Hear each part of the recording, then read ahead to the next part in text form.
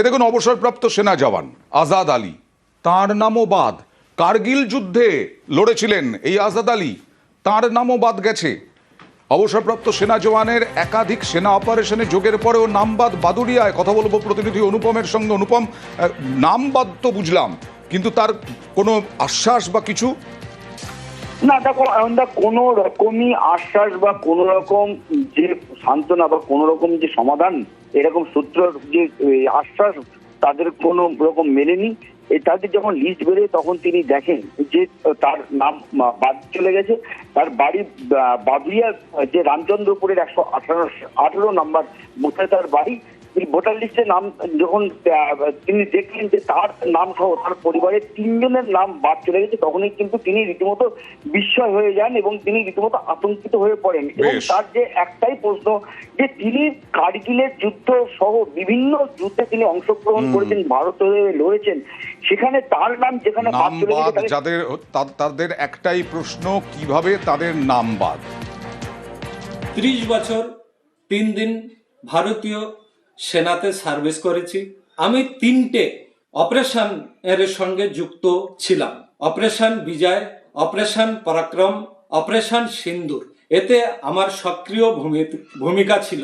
নাম ডিলিট হয়ে যাচ্ছে, এটা দুর্ভাগ্যজনক একটা বিষয়।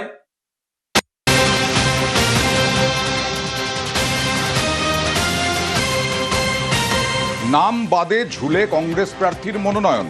6 এপ্রিলের মধ্যে নিষ্পত্তির নির্দেশ সুপ্রিম কোর্টের। কোথাকার প্রার্থী, কি বৃত্তান্ত, জানবো অর্ণবের কাছ থেকে। অর্ণব, দেখো, ফারাক্কার কংগ্রেস প্রার্থী হিসেবে দলের কাছ থেকে সম্মতি পান মহতাব শেখ, কিন্তু অ্যাডজুডিকেশন পর্বের পর জুডিশিয়াল অফিসারদের যে সিদ্ধান্ত, তাতে তার নাম ভোটার তালিকা থেকে বাদ যায়। এরপরই দল ওই ফারাক্কা আসনে সরাসরি কোনো প্রার্থীর নাম ঘোষণা করেনি, কিন্তু দল ইতিমধ্যেই পার্টির কনসেন্ট দিয়ে তাকে চিঠি পাঠিয়েছে সেই ওখানকার প্রার্থী। কিন্তু প্রার্থী হলে কি হবে, যেহেতু নাম আগে ক্লিয়ার করতে হবে, তার জন্য একটাই অপশন, অ্যাপিলেট ট্রাইব্যুনাল। কিন্তু সেই ট্রাইব্যুনাল গতকাল সুপ্রিম কোর্টে দেওয়া কথা কমিশন আজ রাখতে পারেনি। আজ ট্রাইব্যুনাল বসেনি, কাজ হয়নি। এই অবস্থায় আজকে ফের এই মহতাব শেখ, যার ফারাক্কা থেকে কংগ্রেস প্রার্থী হওয়ার কথা, তিনি আইনজীবীদের মাধ্যমে প্রধান বিচারপতির বেঞ্চে ছুটলেন এবং সেই বেঞ্চে গিয়ে তার এই সমস্যার কথা জানালেন। এবং এক্ষেত্রে সময় লাইন নির্দিষ্ট করা হয়েছে, যেহেতু প্রথম থেকেই ভোট রয়েছে 23 এপ্রিল ফারাক্কাতে, তাই 6 এপ্রিল তার মনোনয়নের শেষ দিন। এক্ষেত্রে 6 এপ্রিল দুপুর 12টার মধ্যে মহতাব শেখের যে ট্রাইব্যুনাল, তার যে আপিল, এই আপিলটা নিষ্পত্তি করতে হবে। এবং এক্ষেত্রে সুপ্রিম কোর্ট জানিয়েছে যে 19 জন অবসরপ্রাপ্ত বিচারপতি তারা এই ট্রাইব্যুনালে কাজ করবেন। তাদের মধ্যে অন্যতম সদ্য কলকাতা হাইকোর্ট থেকে অবসর নেওয়া প্রধান বিচারপতি টি.এস. শিবাগ্নম। তাই টি.এস. শিবাগ্নম, ওনাকেই দায়িত্ব দেওয়া হয়েছে। এই মহতাব শেখ কংগ্রেস প্রার্থী যিনি হবেন, ঠিক হয়েছে, কিন্তু তার অ্যাডজুডিকেশন পর নাম বাদ গেছে। তাই ট্রাইব্যুনালে তার অভিযোগ যেটি রয়েছে সেটি নিষ্পত্তি করে ওই দিন 6 তারিখ দুপুর 12টার মধ্যে সিদ্ধান্ত নিতে। অর্ণব, এখানেও প্রশ্ন তোলা হয়েছে যে পাসপোর্ট আছে, তারপরেও নাম বাদ কেন?